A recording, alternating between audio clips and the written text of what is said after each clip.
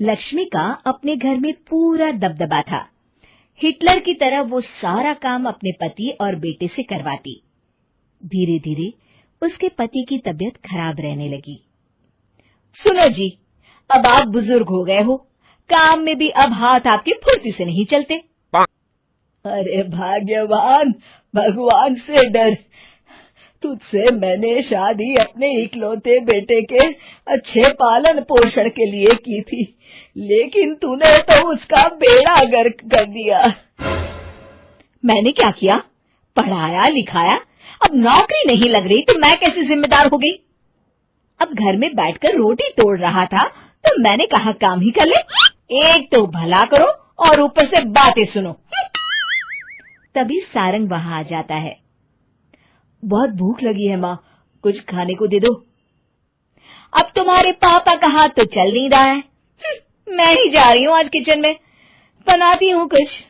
हे भगवान, कैसे होगा इतना काम मुझसे? लक्ष्मी किचन में काम कर रही होती है कि तभी अचानक उसे आइडिया आता है। अरे मैं भी ना, अरे यहाँ तो फ्री की नौकरानी ला सकती हूँ मैं, फिर मैं क्यों खाना बना रही हूँ? उस दिन लक्ष्मी सारंग की पसंद का खाना बनाती है और बैठकर उसे बड़े ही प्यार से खिलाती है। खा ले बेटा, खा ले, पेट भर के खा ले। अरे रुक, मैं तेरे लिए ना गर्मा गर्म रोटियां लाती हूँ। सारंग और उसके पिता एक दूसरे की ओर बड़े ही हैरानी से देखते हैं। बेटा सारंग, जरूर दाल में कुछ काला है, वरना ये औरत तो हमें बासी खाना भी सुकून से ना खाने दे। सुनील की बात लक्ष्मी सुन लेती है और जोर जोर से चिल्लाने लगती है। अरे हाँ, भलाई का तो जमाना ही नहीं रहा। एक तो आग में खुद को जलाकर तुम लोगों के लिए खाना बना रही हूँ और ऊपर से तुम्हें दाल काली लग रही है। अरे माँ, पिताजी का ये मतलब नहीं था, तुम बुरा मत मानो। अरे हाँ बेटा, तू कहता है तो मान लेती हूँ। लक्ष्मी सारंग के पास बड़े ही प्यार से बैठ जाती है और फिर कहती है, बेटा मैंने ना तेरी शादी करने की सोच ली है। अब तेरे पिताजी के हाथ भी नहीं चलते, तो सोच रही हूँ तेरे लिए बीवी ले आऊं। अब पता नहीं ना मैं भी कब मर जाऊं। अब ऐसे भाग्य भी कहाँ है हमारे। क्या कहा? अरे हाँ, तुम तो चाहते ही हो कि मैं मर जाऊं, लेकिन मैं अपनी प्यारी बहू का चेहरा देखे बिना नहीं मरूंगी। हाँ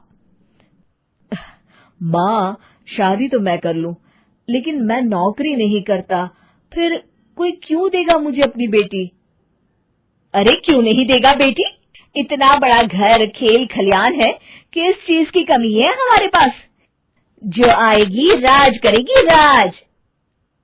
हम तो ना कर पाए राज, ये बोलो कि एक और नौकर तुम्हारे पास आ जाएगा। मैं कहती हूँ चुप हो जाओ।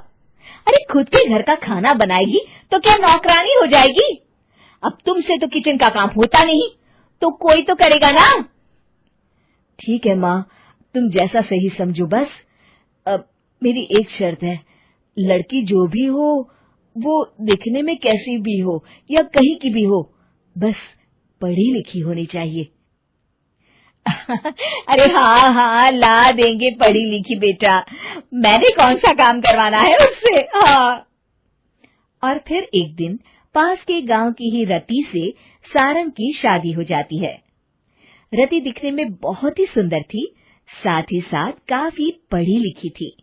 रति को लक्ष्मी के सौतेले होने की बात पता नहीं थी। शुरू में जब रति ने सारंग को घर का काम करते देखा तो हैरान रह गई।